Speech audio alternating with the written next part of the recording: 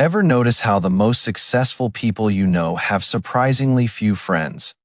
They're not at every party. They're not in every group chat. They're not constantly surrounded by crowds. Meanwhile, the people with hundreds of friends seem to stay exactly where they are. So what do the successful understand that the popular don't? I am about to tell you something that goes against everything society has programmed you to believe. Your large friend group isn't an asset. It is a liability. Every additional friendship you maintain is energy you are not investing in yourself. And the people who actually achieve extraordinary things figured this out long before you did. Think about your social calendar. Honestly, how many events do you attend out of obligation rather than genuine desire? How many conversations leave you drained rather than energized? How many friendships are you maintaining simply because ending them feels harder than continuing them? You are not collecting friends. You are collecting obligations. Here is what Machiavelli understood about relationships that most people never grasp. The more people you try to please, the less anyone respects you. The more friendships you maintain, the shallower each one becomes. And the person who is friends with everyone is usually valuable to no one. What if I told you that your social abundance is actually creating your success scarcity? That every hour spent maintaining mediocre friendships is an hour stolen from your goals?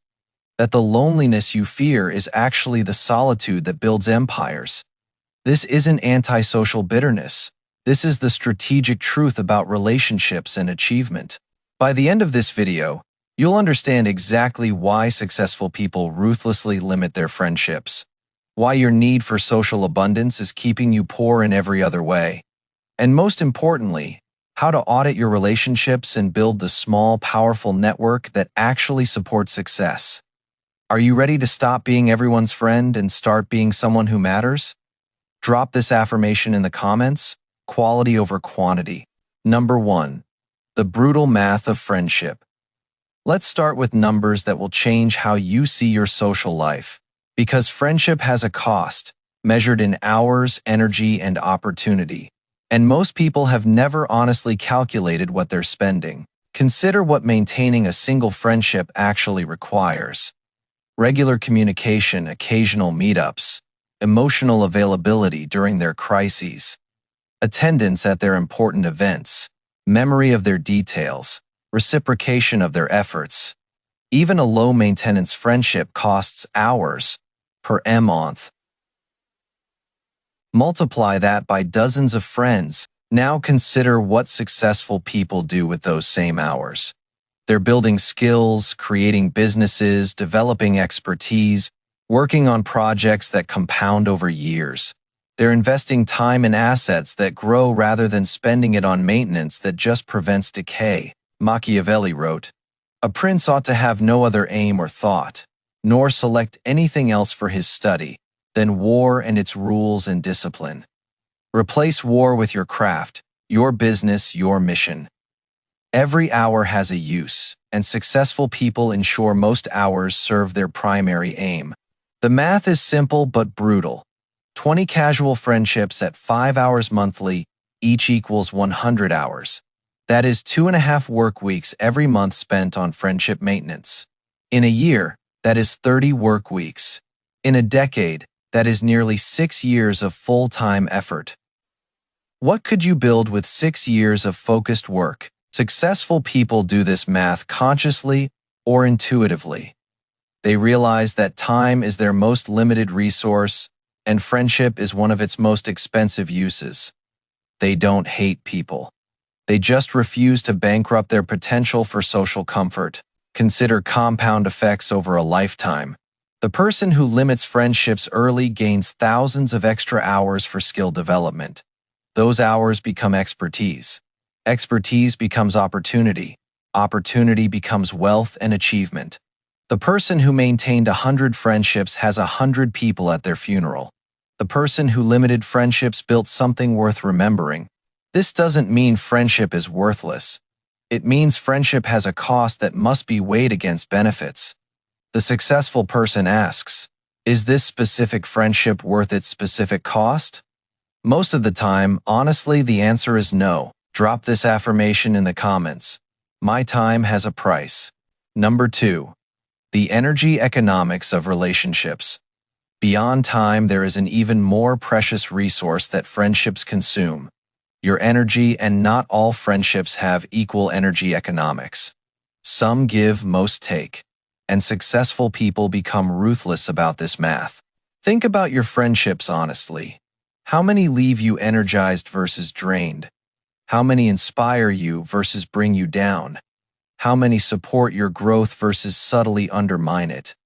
If you are honest, probably 80% of your friendships are net negative on energy economics. The draining friendships come in many forms. The friend who only talks about their problems. The friend who subtly competes with everything you do. The friend who needs constant reassurance. The friend whose negativity infects your mood. The friend who takes but never gives. Each one is writing withdrawals on your energy account. Machiavelli observed, "Men are so simple and so ready to obey present necessities that he who deceives will always find those who allow themselves to be deceived." Many friendships are deceptions. They appear to be mutual but are actually parasitic. The deceived friend keeps giving because they can't see the one-sided math. Successful people protect their energy ruthlessly. They recognize that they can only give to their work, their family, and their close relationships if they're not depleted by dozens of draining connections. They're not mean. They're strategic about a finite resource. The successful person's small friend group isn't accidental. It is curated. Each friendship passed the energy economics test. Each person in the circle gives as much or more than they take. The result is a network that fuels success rather than draining it. The curation process is ongoing. Successful people regularly audit their relationships for energy return.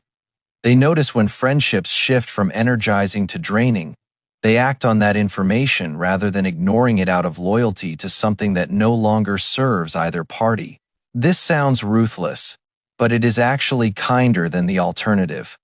Maintaining draining friendships breeds resentment. The drained friend eventually resents the drain. The draining friend senses this and feels guilty. Both suffer. A clean ending serves everyone better than slow mutual poisoning. Drop this affirmation in the comments. I protect my energy ruthlessly. Number 3. The depth versus breadth trade.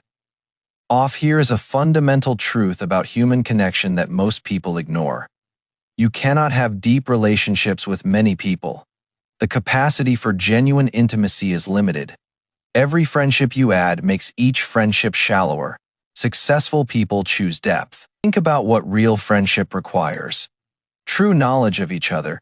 Shared experiences that create genuine bonds. Trust built over time through reliability. Understanding that goes beyond surface pleasantries. These things cannot exist in dozens of relationships simultaneously. The attention required is mathematically impossible. Machiavelli wrote, "Everyone sees what you appear to be. Few experience what you really are." In shallow friendships, everyone sees your appearance, but no one experiences your reality. You are known by many and understood by none. You have many acquaintances wearing the label of friend, but no actual friends. Successful people consistently report having very few close friends. Not because they're unlikable, but because they've traded breadth for depth. They'd rather have 3 people who truly know them than 30 who know their social mask. They'd rather have a few relationships that actually matter than many that just exist. Deep friendships also serve success better. The person who truly knows you can give real advice. The person who is actually invested can provide genuine support. The person who understands your vision can contribute meaningfully. Shallow friends can only offer shallow assistance. This trade-off is non-negotiable. You simply cannot have it both ways. The person who insists on maintaining dozens of friendships will have dozens of acquaintances and 0 real friends. The person who limits their circle will have genuine connections that actually support their life. The proof is in how people behave during crises. When things go wrong, who shows up? The person with 100 surface friends often finds themselves alone when it matters. Their friends were never invested enough to be present for difficulty. The person with 5 deep friends has 5 people who would do anything for them. Consider what depth actually provides. Someone who knows your real struggles, not your social media version. Someone who can give advice, because they understand your actual situation. Someone who will tell you hard truths, because they're invested in your growth. Someone who celebrates your real wins, not your public announcements. Drop this affirmation in the comments. I choose depth over breadth. Number 4. The gravity of your circle. Here is a truth about friendship that nobody wants to admit. Your friends are pulling you toward their average. Their expectations become your ceiling. Their comfort zones become your boundaries. And if their average is mediocrity, that is exactly where they're pulling you. You've heard you are the average of the 5 people you spend the most time with. But it is worse than that. You are the average of their expectations for you. If your friends expect you to stay where you are, you'll feel constant resistance to growth. If they expect more from you, you'll feel constant pull toward elevation. Machiavelli wrote, "The first method for estimating the intelligence of a ruler is to look at the men he has around him." Your circle reveals and shapes your level.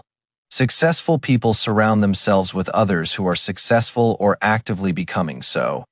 Their gravitational pull is upward, not downward. Think about your friends honestly. Do they celebrate your wins or feel threatened by them? Do they encourage your growth or subtly undermine it? Do they hold you to high standards or accept your excuses? Do they model what you want to become or represent what you are trying to escape? This isn't about being cruel to people you've known forever. It is about recognizing that their gravitational pull might be the invisible force keeping you where you are. Successful people limit friendships partly because they've learned that the wrong friends are more dangerous than no friends at all. The few friends successful people keep are chosen deliberately. They're people whose gravity pulls upward. They're people who make success feel normal rather than threatening. They're people who expand possibility rather than enforce limitation. That is not a large pool. Finding these people requires being honest about what you are looking for. Not just good people. Not just fun people. People who are going somewhere you want to go. People who hold standards you want to meet. People who embody what you are becoming. The friendship must serve growth, not just comfort. This often means letting childhood friends go. The people who knew you when might not be the people who can see you as you are becoming. Their image of you is fixed. Their expectations are anchored to who you were. Staying close to them might mean staying close to your past self, rather than your future self. Drop this affirmation in the comments. My circle elevates me. Number 5. The conflict between friendship and focus. Here is something successful people understand that others don't. Friendship and focused work are often in direct conflict. The demands of maintaining relationships actively interfere with the demands of building something significant. Something has to give. Deep work requires extended periods of uninterrupted focus. Building something significant requires saying no to most things, including social invitations. Mastering a craft requires hours that can't be spent maintaining relationships. The person who is available to everyone is available for nothing demanding. Machiavelli wrote, "Where the willingness is great, the difficulties cannot be great." But willingness is divided by distractions. The more social obligations you carry, the less willingness remains for your work. Friendship and focus compete for the same finite resource, your committed attention. Successful people protect their focus like they protect their bank account. They don't leave it unguarded for anyone to withdraw from. They limit the people who have access to their attention. They create boundaries that preserve the concentration their work requires. This looks like being a bad friend to people who don't understand. Unreturned calls, declined invitations, unavailability during crunch periods, but it is actually being a good steward of the thing that lets them achieve what benefits everyone. Eventually, the friend who builds something significant eventually has more to offer than the friend who is always available but never achieved. The few friends successful people maintain understand this. They don't demand constant availability. They respect the work. They know their friend will be present fully when present, rather than partially present always.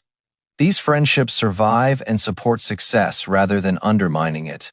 This understanding is actually a test of friendship quality. Friends who can't respect your need for focus are friends who prioritize their needs over your growth. Friends who understand are friends who genuinely want you to succeed, even when that success requires your temporary absence. The successful person's few friends often share this understanding because they share similar values. They too are building something, they too need protected focus. The friendship becomes one of mutual respect for each other's mission rather than mutual demand for each other's time. Drop this affirmation in the comments. My focus is protected. Number 6. The performance tax of popularity. Here is something that popular people never admit and successful people figured out early. Maintaining many friendships requires constant performance. You have to be whatever each friend needs. Multiply that by dozens and you are acting more than living. Each friendship has its own dynamics, its own expectations, its own version of you that you perform. With one friend, you are the funny one. With another, you are the advisor. With another, you are the listener. Managing these roles across many relationships is an exhausting full-time job. Machiavelli wrote about the necessity of princes to be different things to different people. But he also noted the exhaustion of maintaining appearances. The popular person is a prince of social politics, constantly managing perception across multiple fronts. The energy this requires is staggering. Successful people opt out of this performance marathon. With few friends, they can be themselves completely with each. No switching, no performing, no managing multiple identities. The energy saved is enormous. The authenticity is refreshing. The friendships are real. This is partly why successful people seem more grounded. They're not constantly acting. They've achieved the luxury of being one person with everyone in their small circle. Their friendships don't tax them because performance isn't required. They show up as themselves, are accepted as themselves, and leave with their energy intact. The popular person pays the performance tax every day. The successful person pays it rarely, only when strategic. The energy difference compounds over years into radically different life outcomes. Drop this affirmation in the comments. I refuse the performance tax. Number 7. The strategic network versus social network. Here's the final piece that transforms how successful people approach relationships. They don't have random social networks. They have strategic networks. Every relationship serves a purpose beyond just having friends. This sounds cold, but it is actually more honest than the alternative. Pretending all friendships are equal is the real dishonesty. Some people in your life are there because you genuinely love them. Others are there because of proximity or accident.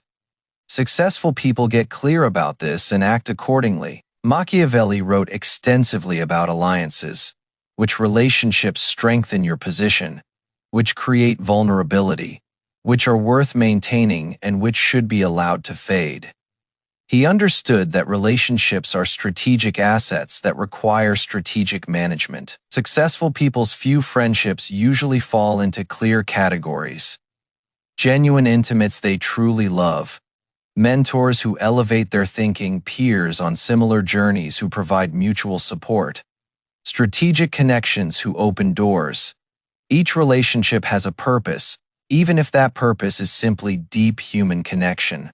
This strategic approach actually produces better friendships. Because energy isn't wasted on random connections, more is available for intentional ones. Because relationships are chosen deliberately, they're valued more deeply. Because purpose is clear, investment is appropriate. The person with 100 friends has 100 accidents. The person with 5 strategic relationships has 5 investments. The first looks wealthy but is actually poor in meaningful connection. The second looks limited but is actually rich in what matters.